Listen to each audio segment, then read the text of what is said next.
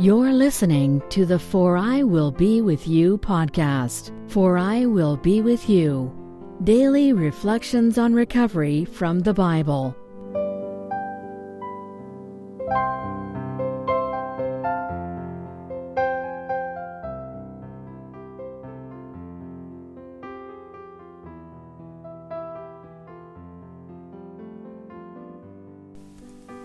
Welcome back to the For I Will Be With You podcast.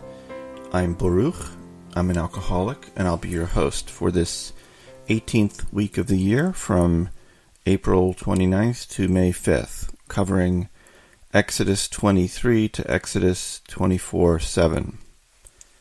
So in this section of the Torah, of the first 5 books of the Bible, we have a statement of the 10 Commandments and many of the other specific laws that follow them as like a legal code that the Israelites are to follow in their lives as free people now that they've been freed from slavery in Egypt.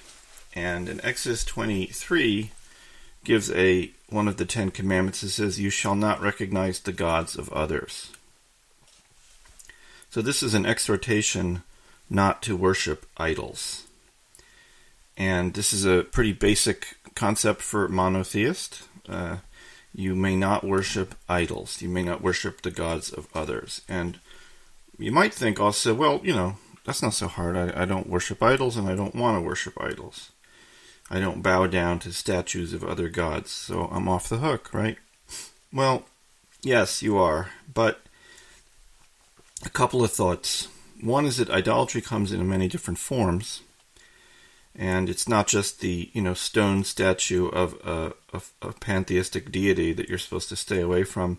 And one thing that's interesting to note is that the Israelites, at this point in history, had a very serious craving for idol worship.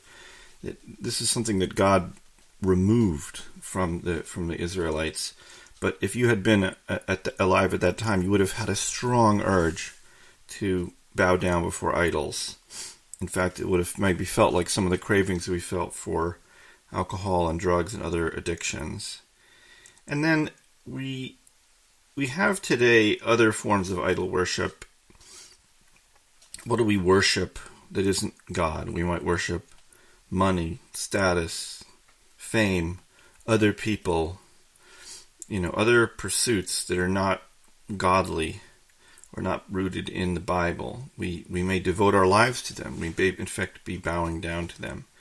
And it's always a balancing act because, it's okay to have a nice place to live and a car to drive and so forth, but if you start to organize your life around the service of these objects or these ideals, these secular idols, you may do yourself spiritual harm. And in fact, I think if we look at our own stories in addiction, we see that we and others in the rooms often try to fill up our empty lives with possessions and meaningless achievements.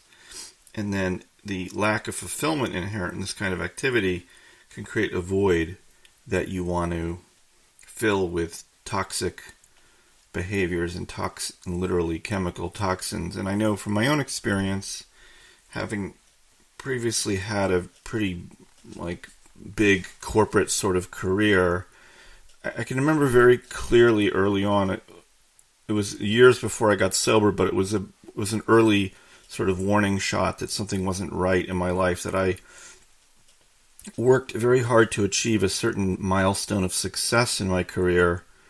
And then one day the phone rang and I was notified that this thing that I'd wanted to achieve had been achieved.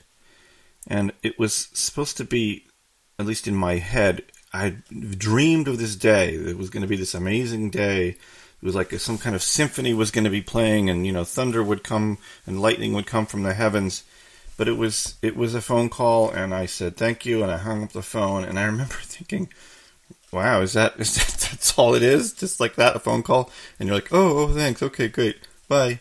And I'm like, wow, I've just spent 5 years working towards this moment where the phone rings, and I got to tell you, it doesn't feel like much. I mean, I was happy and I was pleased, but I don't think it was. I just remember thinking, this can't be worth the effort.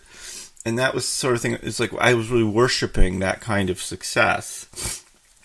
And of course, because it wasn't God, it wasn't real, or at least it wasn't real to me, and it wasn't healthy for me.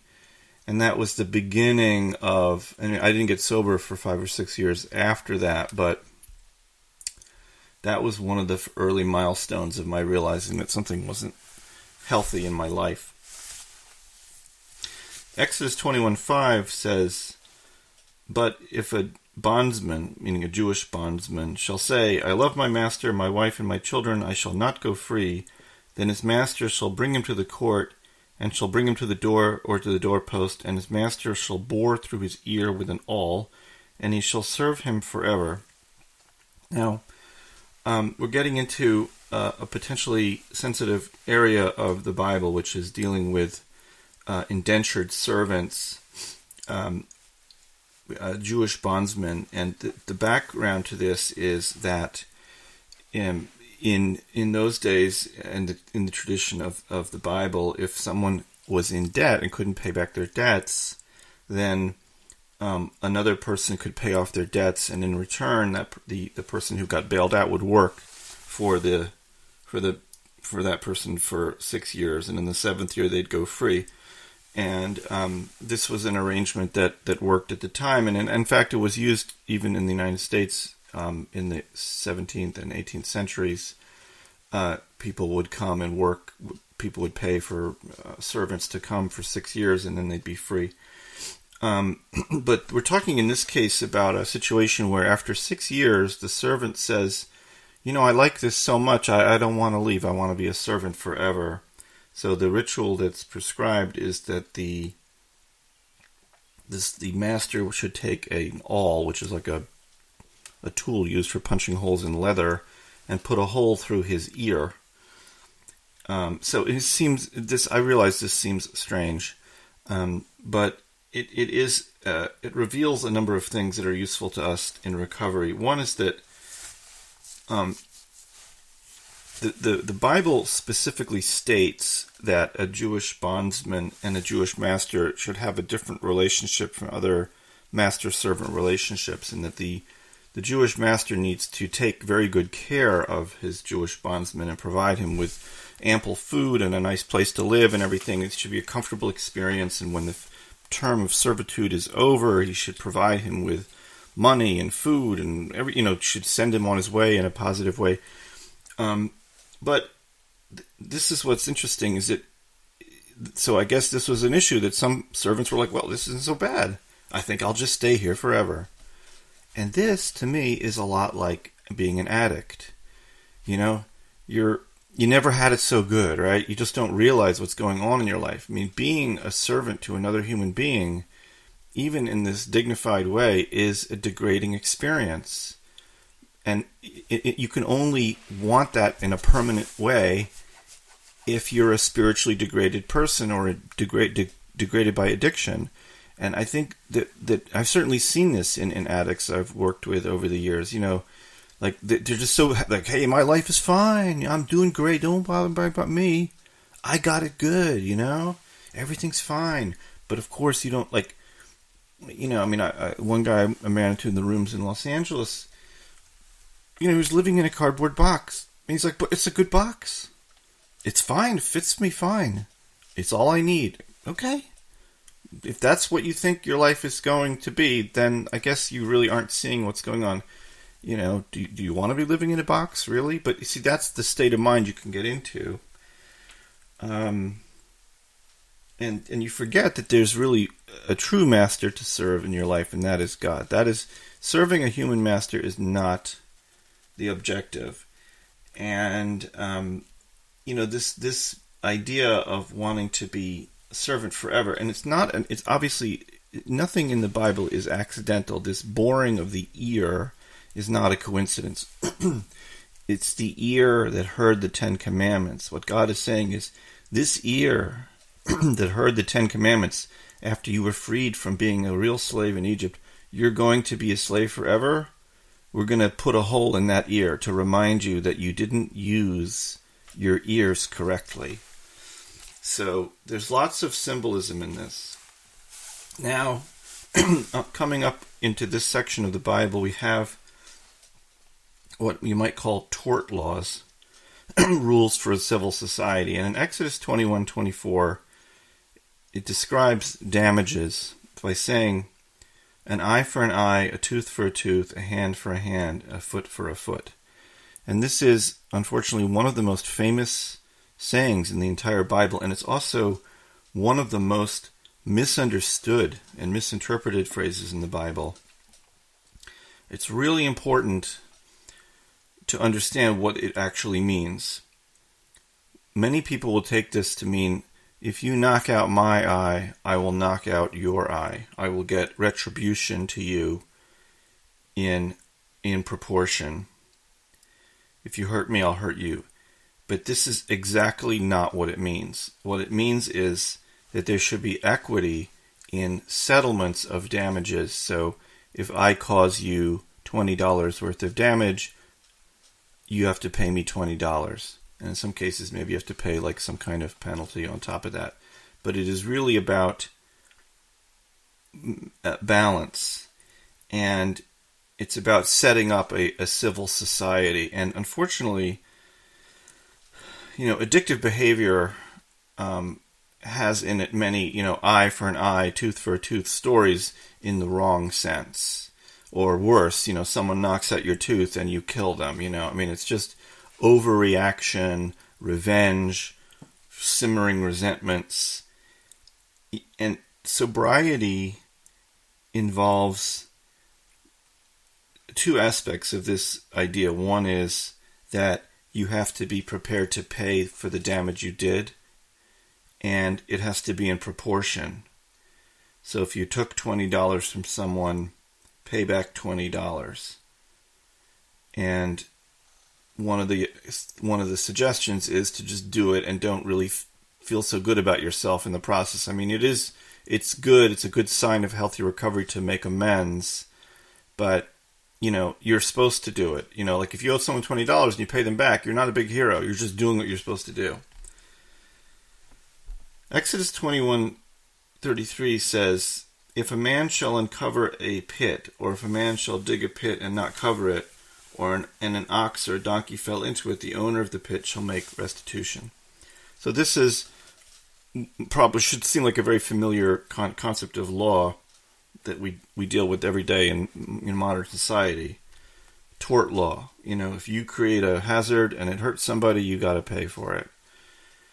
And it's basic, but you see, I think, again, like everything else in recovery and addiction, the most basic things don't seem normal. And also one thing you have to realize about an idea like this is it's literally about a hole, and it's also about figurative holes, about symbolic holes. We have an expression, right? So digging yourself into a hole, right? Doesn't mean actually digging a hole and getting into it. It means getting into a problem you can't solve, and or causing a problem for someone else that they can't solve. And recovery is about taking responsibility for what you've done. So, sometimes in our addictive behavior, we do things that are wrong, or we trick other people, or we take advantage of situations, or we, set up holes for people, maybe negligently doing things that end up hurting people or causing them financial damage. That's the same thing about digging a pit that you don't fill in and being prepared to pay for it. And it also means not blaming other people for what you've done. And I can recall an unbelievable incident that brings us to mind, which is that there was a man who had a very serious drinking problem, and he ended up killing somebody in his car. And his response to this incident was to say, well, it was that guy's fault. He was crossing in the middle of the street. Meaning that, I'm not responsible. I was just driving my car. This guy decided to walk in the middle of the street. So the fact that I ran him over, that's his fault. And I think anybody with any kind of common sense or sobriety would say, well, that may partly explain the situation, but you were drunk, and if you hadn't been drunk, that guy probably still be alive, regardless of where he was in the street. That, but the inability to see that he had done something wrong, it was sort of like he dug a hole and someone fell into it, and he's like, okay, I'm not paying for that. So this verse in the Bible is there to remind us that we need to take responsibility. Similarly, in Exodus 22:13 says, if a man shall borrow from his fellow, and it shall become broken, or the borrowed animal shall die, provided the owner is not with him, he shall surely make restitution. So again, this is a pretty basic idea. You borrow someone's ox or tools or whatever, and if you break them or the ox dies, you have to pay for it. And in modern polite society, you at least have to offer to pay for it. That's usually what counts in these kind of situations. For us addicts, though, the concept of taking responsibility can be hard to grasp. And I think we've all done this, when we're using and drinking. You borrow something from a friend and not return it. And sometimes you don't even know, this is what's... you may not even remember what you borrowed. I mean, I know someone who had this experience of borrowing a car during blackout drinking and could not remember where the car was. It's like, I'm really sorry, I borrowed your car. I was in a blackout and the car is around somewhere, and it took weeks to find it. Or breaking things that you've borrowed. And this also applies to people's time, I think. A lot of the time we borrow, and when we borrow people's time and don't return it, or borrow and break it, and I think it's important to have an idea of making amends for borrowing and breaking a friend's time. It's a way to extend this concept of this biblical verse. Exodus 22:20 says, you shall not taunt or oppress a stranger, for you were strangers in the land of Egypt. So this is a profound idea that the Israelites need to be kind to strangers, to be hospitable and charitable with them, because, first of all, because it's the right thing to do, but also because the Israelite should never forget that he or she was also a stranger in a strange land, a stranger in Egypt. Never forget that experience. So, in fact, Moses has a son named Gershom, and Gershom in Hebrew means ger, stranger, sha'am, in a strange land. He literally names his son a stranger in a strange land to remind himself that he is a stranger in a strange land, and we should never forget that. And in the program, this can be enacted by being kind to newcomers. Newcomers are fragile, and we need to be generous to them. And again, it should be pretty obvious, but sometimes people who are not working good program can be difficult or rough on newcomers, or ignore them, none of which is good. And this verse should encourage us to remember that we were once strangers. We were once walking into a room full of strangers, ready to or wanting to get ready to be sober, and we should remember how most likely that was a very difficult thing to do and took a lot of guts and was a very shaky time, and we should reflect on people who were kind to us during those days and hopefully emulate their behavior. Exodus 24:7 says, everything that God has said we will do and we will obey. So this is saying, this is the Israelites' response to the Ten Commandments and these laws that were presented afterwards in the Bible. So the Israelites were given the Ten Commandments and they respond, we will do and we will obey. Okay? So you might think, well, of course, God himself appeared and said, here's these laws. You'd think you'd say yes, right? Most of us would say yes. I don't know. With my luck, I probably wouldn't be paying attention. Anyway, it says, but you're an addict, that even these most basics or common sense ideas or common sense advice can seem alien and unfair. It's like, you want me to stop drinking and stop lying and stealing? Wait, you got to be kidding me, right? So it seems really basic when you're sober, but when you're using it, it seems like weird, nonsensical advice. And getting sober has a lot to do with making yourself willing to take direction from people who know what they're talking about. So sort of suspending your own head a little bit. And, and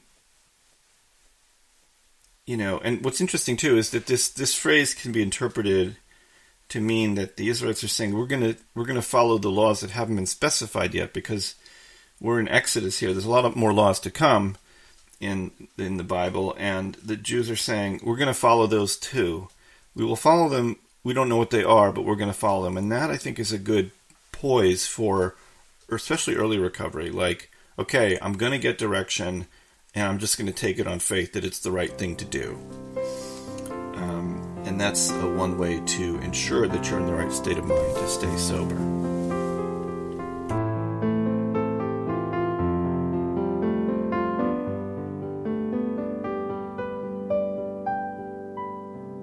You've been listening to the For I Will Be With You podcast. Daily reflections on recovery from the Bible. www.foriwillbewithyou.com